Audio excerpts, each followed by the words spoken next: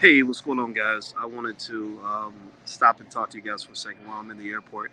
Some of you saw me talk about this issue on my Instagram earlier, and the weird thing about doing things on your phone is that when a noise comes through, a random noise pops in, it can sometimes kill the whole live stream. So I, I I apologize if you were on my Instagram and we lost contact. But anyway, I wanted to talk about something that was on my brain that involves relatives and money and friends and money and stuff like that. And so the first thing I want to let you guys know is that if you get a lot of money, you're going to be a target. Like if you make money, you're going to be a target of somebody. The few ways you get targeted when you start making money. This is why you shouldn't go around bragging about how much money you have and trying to shine and all that. It's because when you shine the light on yourself, everybody pays attention to that and they want to connect to that, right? They want to get a piece of that. Well, you become a target basically, of people that want to steal from you, people that want to, bring you sob stories, people that might want to scam you, people that might want to sue you. Women suddenly think you're super handsome, when they didn't think nothing of you before. Back then they didn't want you. Now you're hot. They all on you. Really, my view is that when you start making money, don't tell everybody. Like, don't make it a big deal. Don't go around telling everybody how much money you have, how much money you made. And the thing is that I had the thought that crossed my brain today was I was thinking about that, right? How so many of us, so there's so many stories of people in the community who go broke by being generous. A lot of athletes, a lot of people don't know this, but a lot of athletes that go broke, they go broke because they were saving everybody, they were helping everybody, they were hooking everybody up. Uncle Rerun needs his rent paid. Aunt Lucy's calling because her son needs to get out of jail. You got your sibling that's asking for money because they can't seem to get their stuff together, right? And so a lot of times, and people don't know this, but you go bad because there's so much charity, right? That people are very generous. You want to be helpful. Maybe you feel some guilt because you became successful and you feel bad because your homies didn't make it out with you, and I get that. I totally get that. That happens to a lot of athletes. And athletes, I think, and entertainers are especially vulnerable because one, not only did you did you get uh, an opportunity to sort of get ahead financially that other people didn't get, but also a lot of your friends may be stuck in desperate, destitute situations, and on top of that, the amount of money you make is highly publicized. It's highly publicized, so everybody knows how much money you have. You can't pretend to be broke if they just saw you on TV or they know you played for the Buffalo Bills. So, with that said, though, here's what my thought is. Right, this is why I think financial literacy is really important. You guys know, give me a yes in the chat if you agree that black people need to build wealth and learn how to start our own businesses. Give me a yes in the chat if we can all agree that starting businesses in our community is one of the most important things we have to do, right? We have to learn how to start businesses. Well, here's why learning how to start businesses is really important. It's based on this simple idea: charity is never as good as trade. Charity can drain you. Charity will ruin you financially if you do too much of it. It doesn't mean you shouldn't do it. It doesn't mean you shouldn't be generous. It doesn't mean it doesn't feel good. But charity is a bad financial investment. Why? Well, because if I give you charity and you give me back a thank you, I can't pay my bills with a thank you. I can't feed my kids with a thank you. I can't, pay taxes with a thank you. So even though we should all do charity, we should all help people out, charity is not a sustainable business model. You can't do charity forever. Charity, it creates a deficiency in the people that live on the charity. You're deficient, you're vulnerable, you've never learned how to take care of yourself, so you're always kind of on edge, worried that somebody's going to stop paying your bills. But then the person who's doing the charity is drained also because they're constantly pumping out all this money and it's not sustainable. Charity is not a sustainable business model. That's why when you have a lot of these celebrities where you say, "What are you doing for the black community?" and they'll say, "Well, I gave $50,000 to the Boys Club, and I give money in the hood every Thanksgiving. I give away turkeys at Christmas and Thanksgiving." That's charity. Charity is not sustainable. Do we agree? Give me a yes in the chat if you understand what I'm saying. Okay. Now, here's the thing. Um, Charity is not a sustainable business model, but a sustainable business model is trade. Now, here's how trade works. Trade is an investment.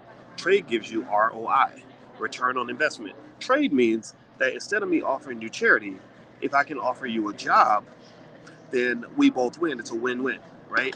You're not feeling depleted. You're not feeling beneath me. You're not feeling like I can hold it over your head. You're not feeling like you owe me nothing. And I'm not feeling like I have to take care of you like a child, right? So trade means that you say, hey, Boyce, can I borrow some money? And I say, well, okay, well, I got this job over here. Can you do this job? And so what that means is I give you 1,000, maybe you help me make 1,500. So you're feeling good because you poured as much into me as I'm pouring into you. We're pouring into each other. Everybody wins. You understand? And the thing about it is that the ability to create a job, the ability to delegate, the ability to develop systems for financial acquisition is one of the most critical skills young black children can learn. The most critical skill a young black boy, a young black girl can learn is how to create a job. If you first you learn how to create a job for yourself, then you learn how to create a job for other people. So that way, when your son grows up, your daughter grows up, and the homies from the hood are saying, "Hey, I hear you're doing good. Can you hook me up?" If your child has been trained on systems and trained on entrepreneurship and trained on how to create jobs, then when the homies reach out and say, "Hey, can I hold something?" You say, "Sure, you can hold this job, and I'm gonna let you hold thousands of dollars. I'm gonna hook you up because you can hook me up." Right? So that requires everybody pouring into the pot, right? That means that those at the top, like your children are the talented 10th. Your children are the talented 10th because you're listening to me. My PhD is in finance. I am at the highest level of economic thinking. So the fact that you're listening means you are, in my view, the talented 10th because you're going to have visionary ideas because everything I learned from those folks getting my doctorate, I'm sharing this with you. So your children are the talented 10th. That means they need an important skill, which is the ability to create a job for themselves, create jobs for other people, develop systems that allow them to make money. They're not chasing jobs, they're creating jobs. They become like economic gods. Then, two, the community, those who are not in the talented 10th, have to bring skills to the table so that when those jobs are made available, they can fulfill those roles, right? It's hard to create a job for a relative who doesn't have a work ethic, right? Trifling, lazy people that don't want to do no work, that want you to give them something for nothing, you can't do anything with that, right? It's like, okay, well, what can you do? Well, I can't do nothing. Well, what you been doing? Sitting at home smoking weed every day? Like, what is your skill, right? So, but if you have somebody that works hard, that is able to learn and willing to learn, and you have a job for them, then everybody wins. They're contributing to the ecosystem in a positive way. The business owner wins, and the person that's getting the support is winning, right? We're creating jobs, we're lifting people up. It's not charity based. Charity's not sustainable as an economic development policy for Black people.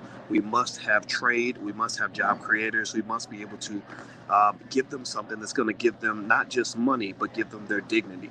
You see, when you can work, if I can help you out, if I need you to help me and then I can help you out, I keep my dignity, right? But if I'm always begging from you, I don't have my dignity. It's very embarrassing to have to constantly beg. I don't know about y'all, but I have a hard time asking people for money. It's very difficult. But if I know that I need some help and you helping me out and I know I can pay it back double, well, that makes me feel good. Do you see what I'm saying? Right? So give your children their dignity. Teach them to give others their dignity. We must find ways to help each other without draining one another. In fact, let me give you a little quick story, then I'm going to bounce out of here. I had one conversation with Tyler Perry, just one conversation with him. I've never ever talked to him since then. The celebrities, they call me, I don't call them. Tyler called me in 2014. And right that week when Tyler called me, he was on the cover of Vanity Fair or some magazine, a Variety magazine, as the highest paid person in Hollywood. And I said, how does that feel, to be on the cover of a magazine as the highest paid person in Hollywood? He said, I hate it. I said, you hate it? Why do you hate it? He said, because now everybody knows how much money I make, which is only going to bring more problems to me. Nobody knows how much money I spend running this business. Nobody knows how many millions of dollars I had to pay out to hire people and to do things. Nobody knows all that. They just know that I got $100 million last year.